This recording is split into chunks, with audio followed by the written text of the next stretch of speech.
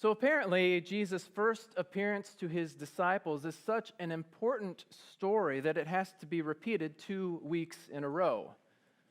If you worshiped last week, you're like, yeah, we've heard this one before.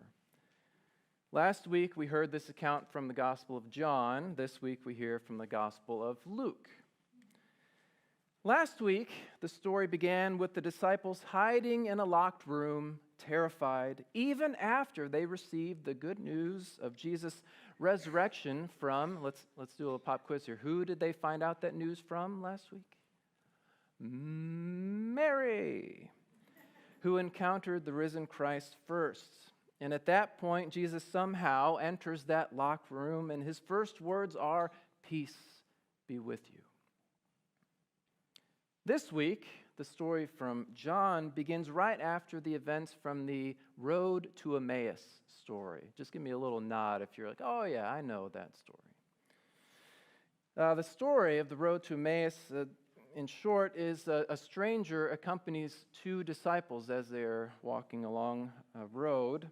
And the stranger listens as these disciples recount the events from the previous days in which they saw their rabbi arrested, tried, and executed.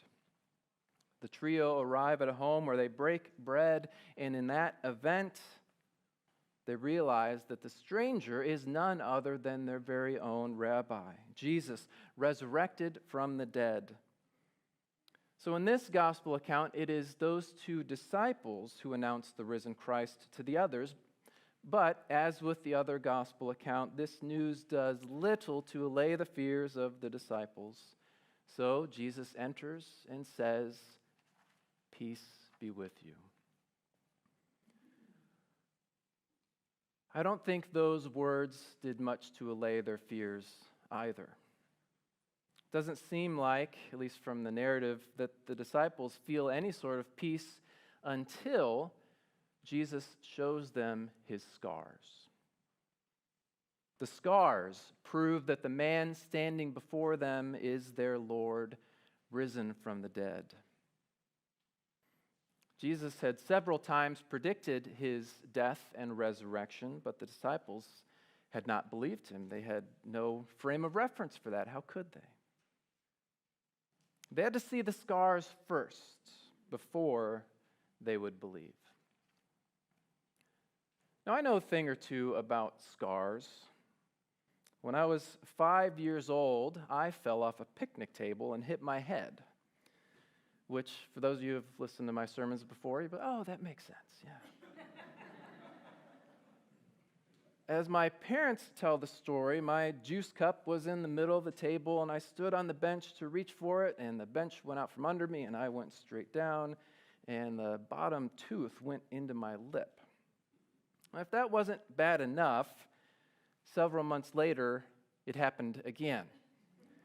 Same tooth, same lip. This time it was a Sunday morning. I guess I was so excited to be in church that I just tripped and bam, right into the side of a wooden church pew. My face hit the wood, and this spot on my lip filled with scar tissue. So ever since, I've carried this scar on my lip. Many people have been wounded by the church. Few, literally, have the scars to prove it. I can't say that the scar ever really bothered me until, let's just think, at what point in young Aaron's life would having a big scar on his lip affect him? Middle school, right? Late elementary school, tough times. That's the point where other kids started to notice it and make fun of me. Bubble lip was one that sticks out in my mind as being particularly painful. Now, around high school, I think the teasing had subsided, but it affected me to such the point where I convinced my parents to let me have a surgery to remove some of that scar tissue. I was so self-conscious of it, I felt disfigured. And so at that point, if anyone would have told me that scars are beautiful things, I would have thought they were crazy. I mean, let's be honest here. Our society equates beauty with perfection. Makeup commercials use words like flawless when describing the benefits of using their products. Flawless. Beauty so idealized that magazine covers featuring already beautiful celebrities are usually airbrushed in a way to cover up any other minor blemishes that those people might have. We are facing intense pressure to cover up our blemishes in order to fit into this kind of false, superficial society. Of course, it's not just the physical blemishes that we feel like we need to cover up. Society pressures us in a myriad of ways to have a perfect job, a perfect car, a perfect house, perfect vacation, a perfect family. Society at times feels like it's herding us like cattle through a chute of perfection. And if we don't fit, if we find ourselves going the wrong way, against the flow, it's usually not pretty. Even though we all live in this gray area in between perfection and failure, we put on a big smile and apply enough makeup to our faces, our families, and our stories to make sure that no one knows that we have scars. Now, when we live like this, we are not allowing healing to take place. We're not accepting ourselves. We're not accepting others. So back to the gospel story. Even if the disciples had believed, had expected that Jesus would be raised from the dead, my assumption is that they would have expected that that risen Jesus would come back in a perfect form.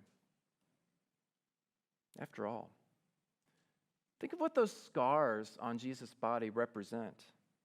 They were ugly reminders of his suffering, of his death, of his rejection. They were reminders that society had looked at him and said, "No, you are not the Messiah."